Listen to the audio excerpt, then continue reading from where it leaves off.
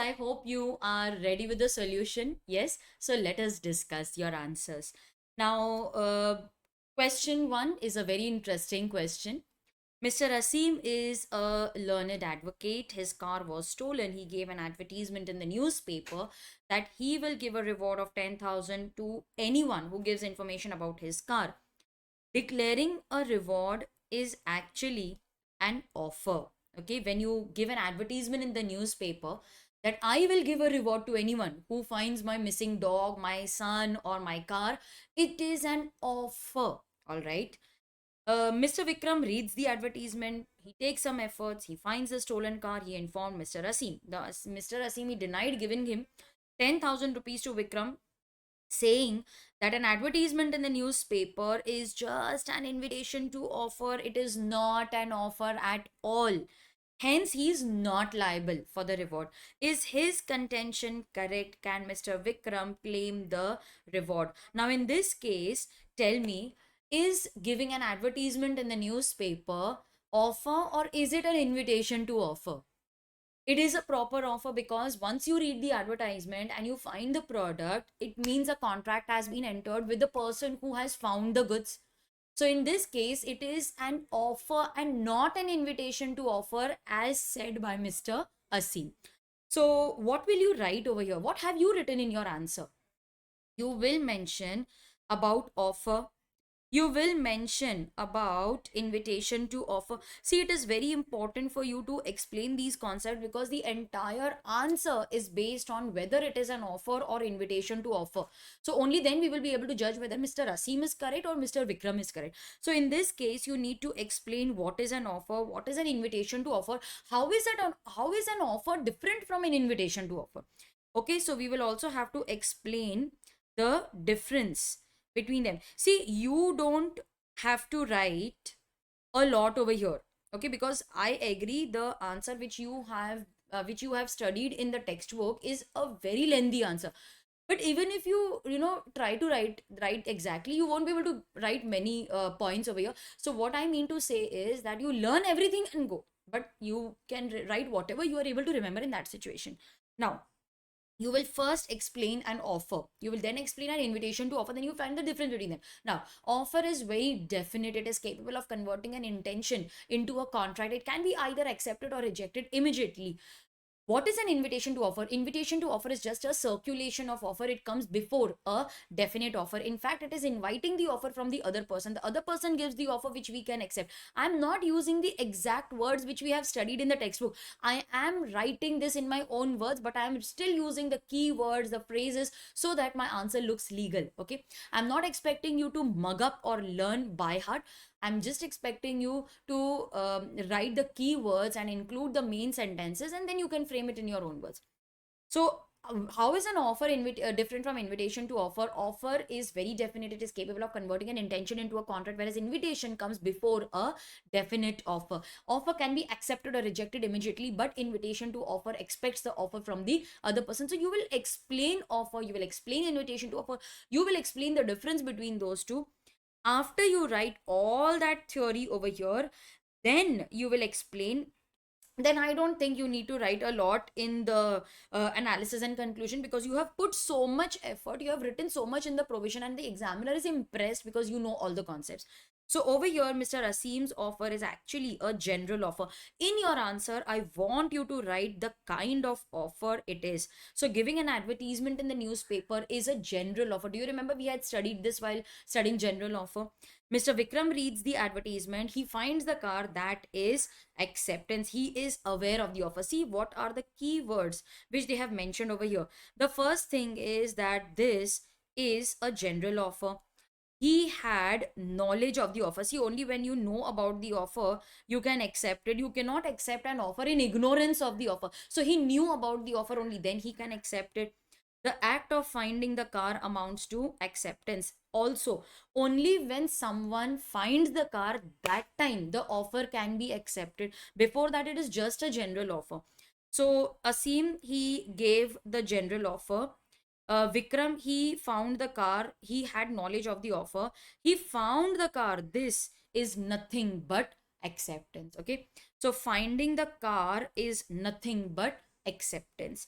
So from the above, it can be said that advertisement by Mr. Asim is offer and he is liable to pay to the amount to Mr. Vikram. Okay, now how will I know what is to be written in conclusion? See, they have asked it in the question itself. Can Mr. Vikram claim the reward? Your answer will be yes, Mr. Vikram can claim the reward, and that is what we have written. So, in this case, he is liable to pay to Mr. Vikram, or you can say, in other words, Mr. Vikram is entitled to recover that reward. How will the marking scheme be in case this is a 4 to 5 mark question? I would give 2.5 marks for writing the theory because there is a lot to write over here.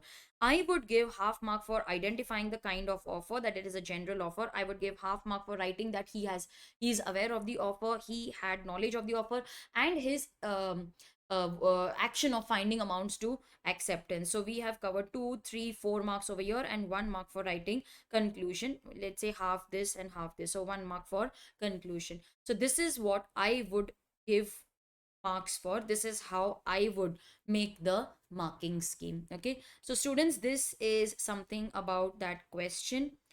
Define offer and explain the essentials of a valid offer. How is it different from invitation to offer?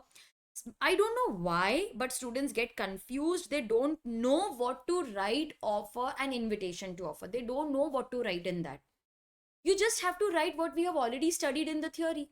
Yes, you just have to explain whatever we have discussed in the notes, we have discussed in the lecture. You have to write those points only. So define offer. Now offer is defined under section 2A because A is the starting point of contract. Offer is the starting point of contract. So 2A defines offer. You have to write the definition properly.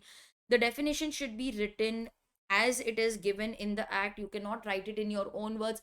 80% it should be as how it is given in the act. Then you will write the essential elements. This is a pure theory question. We have already discussed the essential elements, and then after that you will explain offer and invitation to offer.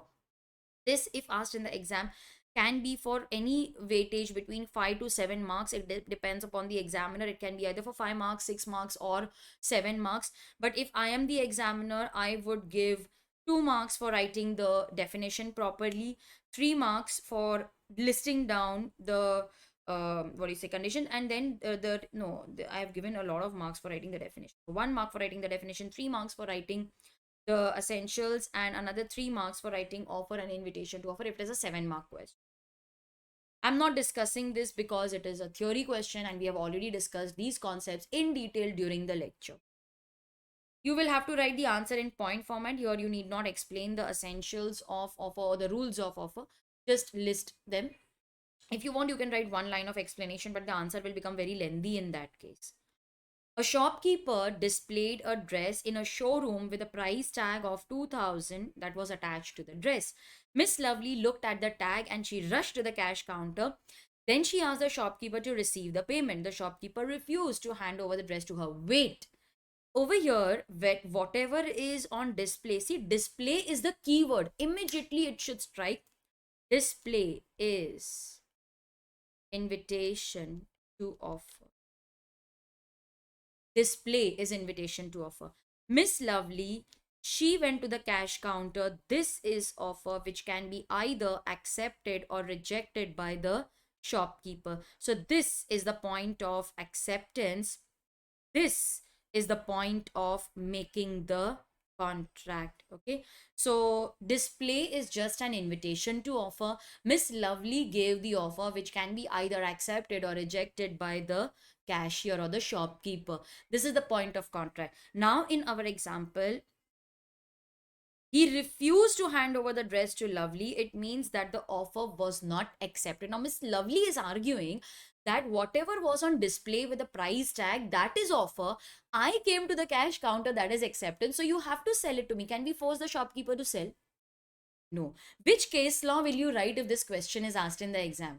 Invitation to offer. Case law is pharmaceutical.